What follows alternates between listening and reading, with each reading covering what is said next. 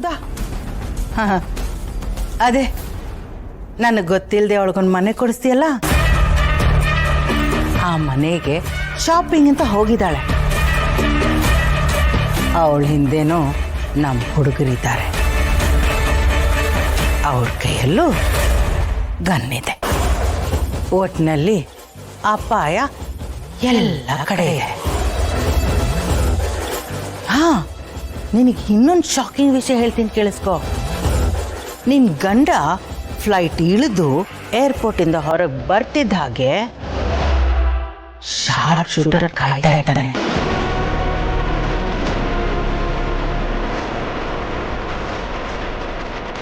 ಅವನ ಕಣ್ಣಿಗೆ ಗೌತಮ್ ಬೀಳ್ತಿದ್ದ ಹಾಗೆ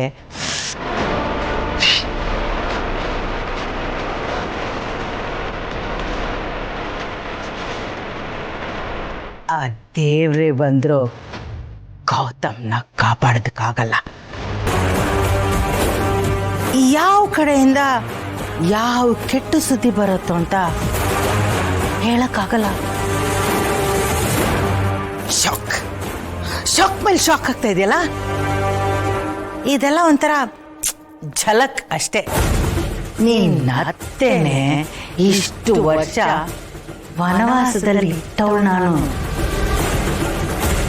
ಅದರಲ್ಲೇ ಅರ್ಥ ಮಾಡ್ಕೊ ನಾನು ಏನು ಅಂತ. ಒಂದು ತುತ್ತು ಅನ್ನ ಗತಿ ಇಲ್ಲದೆ ಮಗುನ ಇಟ್ಕೊಂಡು ಬೀದಿ ಬೀದಿ ಅಲಿಯೋ ಥರ ನಾನು ಮಾಡಿದೆ. ಅವಳಿಗೆ ಆ ಭಯ ಇನ್ನೂ ಇದೆ. ಅದಕ್ಕೆ ಅವಳು ಮೊದಲೇ ಸರಿ ಹೋಗಿದ್ರು ಇಷ್ಟು ದಿನ ಸರಿ ಹೋಗದೆ ಇರೋ ಥರ ನಾಟಕ ಆಡಿದ್ದು. ಅಂದಮೇಲೆ ಲೆಕ್ಕ ಹಾಕೋ ನಾನು ಎಂಥವಳು ಅಂತ. ಅವಳಿಗೆ ಮಾತು ಬರುತ್ತಲ್ಲ, ಆವಾಗ ಕೂರಿಸಿ ಕತೆ ಕೇಳು. ಕಿವಿಯಲ್ಲಿ ರಕ್ತ ಬರದೆ.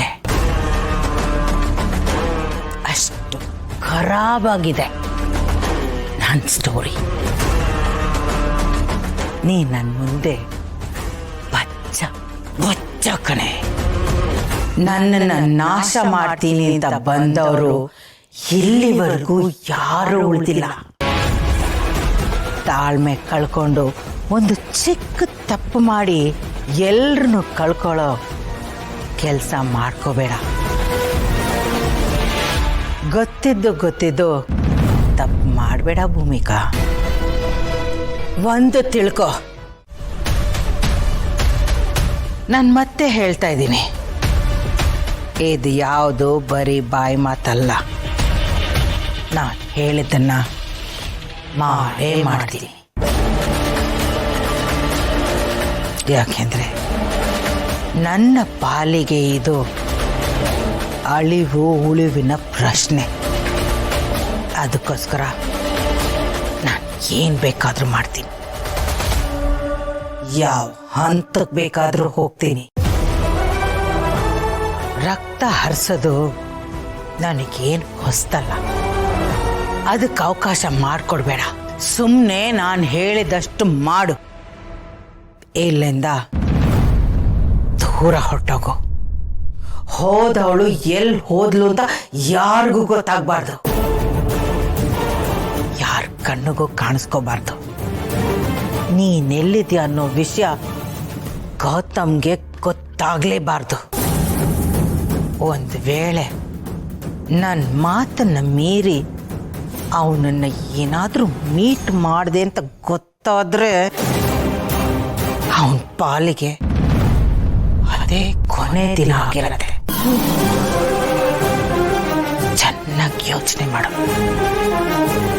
ಇಲ್ಲೇ ಇದ್ದು ಎಲ್ರನ್ನ ಕಳ್ಕೋತೀಯೋ ಅಥವಾ ಗೌತಮಿಂದ ದೂರ ಆಗಿ ಎಲ್ಲರನ್ನೂ ಉಳಿಸ್ಕೋತೀಯ, ಎಲ್ಲ ನಿನಗೆ ಬಿಡ್ತಾ ಇದ್ದೀನಿ. ಡಿಸೈಡ್ ಮಾಡು.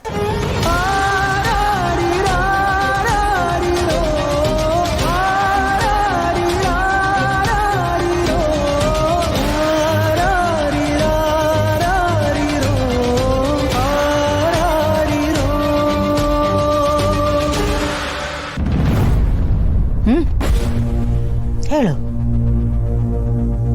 ಮಾಡ್ತೀಯಾ?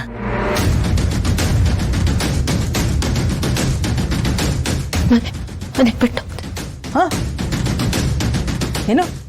ಮನೆ ಬಿಟ್ಟು ಹೋಗ್ತೀನಿ. Good decision.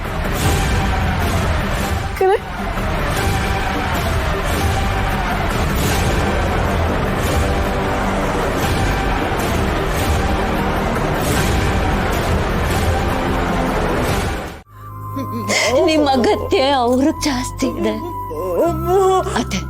ಅದೇ ನನ್ನ ಮಾತು ಕೇಳಿ. ನೋಡಿ ನೋಡಿ ನೋಡಿ, ನೀವು ಮುಂಚೆ ಒಂದ್ಸಲ ಅವ್ರನ್ನ ಬಿಟ್ಟು ಹೋಗಿ ಅವ್ರು ನನ್ನ ಹತ್ರ ಮಾಡ್ಬಿಟ್ರೆ ಮತ್ತೆ ತಪ್ಪು ಮಾಡ್ಬೇಡಿ ಅತ್ತೆ. ಅವ್ರು ನಿಮ್ ಪ್ರೀತಿ ಬೇಕು, ನೀವಿಲ್ಲ ಅವ್ರ ಜೊತೆ ಇರ್ಬೇಕು. ನಾನಿಲ್ಲ ಅಂತ ಅವ್ರು ಗೊತ್ತಾದಾಗ ಅವರು ಕುಗ್ಗೋಗ್ತಾರೆ. ಆ ನೋವನ್ನ ಅವ್ರು ಸಹಿಸ್ಕೊಳ್ಳಲ್ಲ, ಅವ್ರಿಗಷ್ಟು ಶಕ್ತಿ ಇಲ್ಲ. ನನ್ನ ನೆನೆಸ್ಕೊಂಡು ತುಂಬಾನೇ ನೋವು ತಿಂತಾರೆ. ಆಗ ನೀವು ಅವ್ರನ್ನ ಮಡ್ಲಲ್ಲಿ ಮಲಗಿಸ್ಕೊಂಡು ಸಮಾಧಾನ ಹೇಳಿರಿ. ನಾನಿಲ್ಲ ಅಂತ ಕೆಲ್ಸ ಅಂತ ಕೆಲ್ಸದಲ್ಲೇ ಮುಳ್ಕೋಗ್ತಾರೆ. ಊಟ ತಿಂಡಿ ಬಗ್ಗೆ ಜ್ಞಾನ ಕೊಡಲ್ಲ. ನೀವು ಅದನ್ನ ನೋಡ್ಕೊಳ್ಳಿ.